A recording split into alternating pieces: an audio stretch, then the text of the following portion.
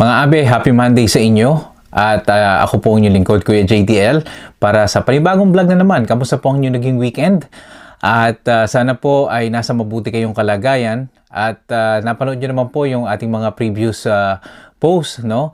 Tayo po ay nagpunta sa Kainan na Inc. Holiday Edition dito sa Toronto. Isa pong pamaskong event ng mga Filipino community dito sa Toronto. Kaya congratulations sa Kainan na Incorporated at sa mga bumubuo nito at sa mga pumunta po. At nakita po natin dyan yung isa sa mga vloggers na tinitingala natin dito sa Toronto in terms sa kanyang content sa Facebook. At ngayon po nasa YouTube na rin, si Paring Jess Vlog. Shout out sa iyo. Kay Bobby Alejandro na ating kasama sa podcast. Shout out. At maraming salamat din kay Gerson Villarico na isang content creator na tumatalakay sa kanyang buhay dito sa Canada. Shout out at maraming salamat sa pagpopromote ng ating channel. Okay, mga abe, ngayon po ay Immaculate Conception, no? Piyesta, kapistahan ng Immaculada de Concepcion. Sa lahat po ng mga followers ko na matagal na kahit sa aking pang mga previous content, especially sa aking live stream, ako po ay laging nagko-content at lagi ko pong ibinabahagi kung bakit ba importante sa akin ang Immaculate Conception. Mga abe, hindi po ako pare, hindi po ako relihiyoso. Sa katunayan, ako po ay isang Katoliko na maraming pagkukulang sa aking Christian faith o sa aking Catholic faith. At pinagsisisihan ko po yon at pinipilit ko po na maging maayos ang aking pananampalataya, ang aking buhay pananampalataya. Sa lahat po ng nakikinig ngayon at makikinig nito, hindi ko po kayo hinihikayat, no, na umanib sa anumang relihiyon, bagkus gusto ko pong ibahagi yung aking personal na karanasan sa Immaculada de Concepcion o sa Mahal na Ina.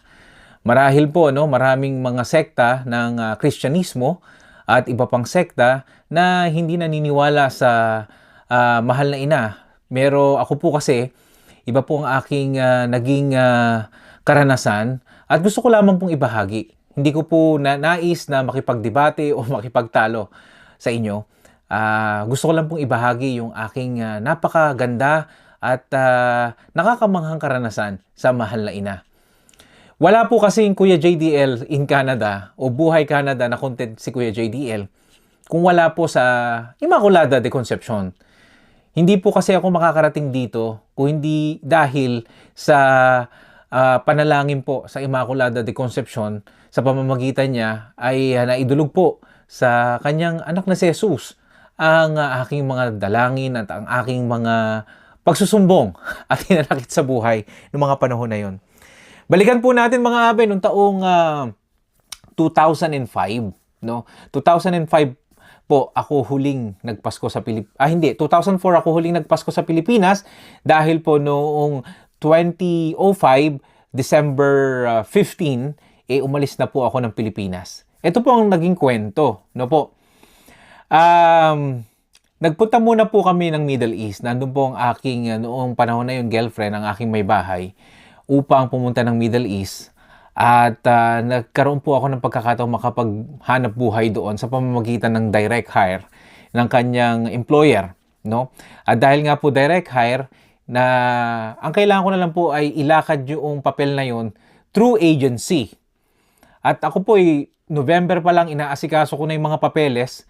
At ang pinakahuli po ay yung tinatawag na medical. Doon po ako nahirapan mga abe at napakalaki po ng ginastos ko sa medical. Pabalik-balik po akong bumabalik sa medical at ako po talaga ay nawawalan na ng pag-asa sapagkat uma-absent ako sa trabaho at ang laki na nagagastos ko. Hindi matapos-tapos na medical. Pero yung medical na yon, meron pala dong hocus-pocus, no? Napanood ko sa isang sa mga programa ni Ben Tulfo, pero siguro sa ibang content na lang yon o hindi ko na gustong pag-usapan kasi pag naalala ko po ako'y nasasaktan, ano. At dumating sa pagkakataon na talagang sumuko na ako mga abe. At dumating yung araw na kailangan pumasok, no, sa trabaho, December 8, kapistahan ng Immaculada de Concepcion. At sabi ng aking mga magulang, magdasal ka lang anak, magdasal ka, no? doon po sa may Pacific Building, Pacific Star Building, sa may Hilpuyat and Makati, nandun po yung aking trabaho. No? At sabi ko doon sa mga nag-oopisina doon, saan ba may pinakamalapit na chapel? Pero ang panahon nun, hindi ko pa alam na December 8 is the feast of Immaculate Conception. So, naglakad lang ako sa ilang block lang yun. Nakalimutan ko yung pangalan ng church at maraming tao sa simbahan. Late pa nga ako, mga abe. At yung panahon na yun, no, ako tawag dito, nagsimba ako at nagdasal ako, mga abe. Talagang mataimtim ang pagdadasal ko at hiningi ko lahat. Nagsumbong ako, para akong isang bata na nagsusumbong sa nanay. Yun po yung talagang totoo po yun. Hindi po ko hinahalong biro ito. At talagang lumuwag sa loob ko noong mga panahon na yon at sabi ko sa sarili ko pagkatapos ng misa, bahala na kayo kung ano po ang gusto ninyo, yun po yung masusunod. At parang gumangang pakiramdam ko, hindi ko na inisip yung aking application at ang taging pinoproblema ko na lang kung ano yung mararamdaman ng aking panahon na yung girlfriend, ang aking may bahay, dahil alam ko siya ay naiinip na rin. No?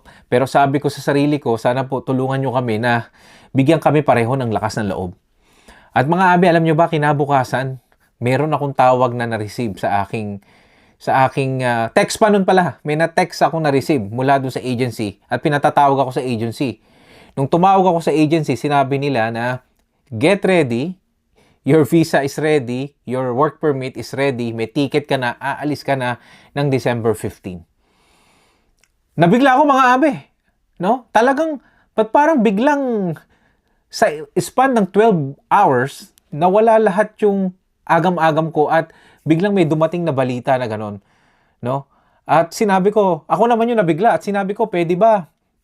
Pagpaliban muna natin, baka lipas na lang ang Pasko. Ang sabi sa akin ng agency, hindi na pwede kasi gusto ka nang papuntahin doon ng employer at ng iyong girlfriend, no? So, yun lang, mga abe. Parang isang parang isang tinatawag na himala. Para sa akin yun ay isang himala. Yung lagi kong sinasabi sa aking mga live stream at sa aking mga topic every time, na yung pag-asa sa kawalan ng pag-asa. Yun po yung gusto kong ipahiwatig. Minsan sa buhay ko, sa aking karanasan, pag dumarating na ako sa punto na parang wala na talagang pag-asa, I try to find a little hope, no? Talagang nagsusumbong ako sa Diyos, no? Nagsusumbong ako para bigyan ako ng konting lakas ng loob, dahil kapag may konting lakas ka ng loob, talagang ipupush mo yan, eh. At talagang hindi ka mawawalan ng pag-asa. Sa panahon ngayon na at sa taon ng taon ng pag-asa, year of hope sa simbahang Katoliko, no, mga abe. No? At ngayon parang dumarating ako sa punto na kailangan ko yung pag-asa at hindi po tayo bibitaw. Itong araw na to nagpapaalala sa akin na lahat ng pinagdaanan ko sa buhay malalampasan ko, no? Hindi man madalian, pero yung proseso na namnamin mo at in the end may matututunan ka, no? So, eto mga abe, gustong ibahagi sa inyo. Kung ano man yung pinagdadaanan natin ngayon, papel man yan, problema man yan sa anak, sa pamilya, sa may bahay, sa trabaho, o pinansyal, lagi tayo makakahanap ng pag-asa, mga abe. Huwag lang tayo mawawalan nito. So, yun lang ang gusto kong ibahagi sa inyo. Nagagamit ko yan ngayon sa pamumuhay ko, itong experience na to. Kaya, napakalaking milestone to sa buhay ko noong mga panahon na yon, 2005, no? Yan yung naging malaking maniobra ng buhay ko kung meron ako ngayon, dahil diyan yung pangyayari na yan, kung kailan ko isinuko lahat sa mahal na ina, para sa Diyos, no? Ang aking buhay, ang aking tawag dito, ang aking mga mangyayari sa buhay ko. At hanggang ngayon, mga abe, ganun pa rin ang ginagawa ko. Kung ano man yung gusto niya sa buhay ko ngayon, ay pinapaubaya ko na sa kanya. Basta, kailangan lang lagi tayong hindi makakalimot. Ako nga, minsan nakukonsensya na ako kasi hindi rin ako nakakapagsimba, no? At mali yun, no? Kailangan kung ano man ang kinabibilangan mong relihiyon, dapat lagi kang tumatawag kung ano man yun, no? Yun lang, Abe. Ayoko maging pagkarelihiyoso dito. Gusto ko lang ibahagi sa inyo yung aking karanasan sa Immaculate Conception na nagdiriwang ng kapistahan ngayon. Maaring yung iba sa inyo makaka-relate. Yung iba sa inyo nakakaranas ng mga napagdaanan ko na o pinagdaraanan ko ngayon. Pero mga Abe, huwag tayong mawawala ng pag-asa. Muli po, Abe, ito sasabihin ko, laging may pag-asa sa kawalan ng pag-asa. Sige po, iwanan ko na po kayo. Happy Monday uli. Abangan nyo po yung susunod nating post about Buhay Canada. Best regards, Kuya JDL. Bye-bye.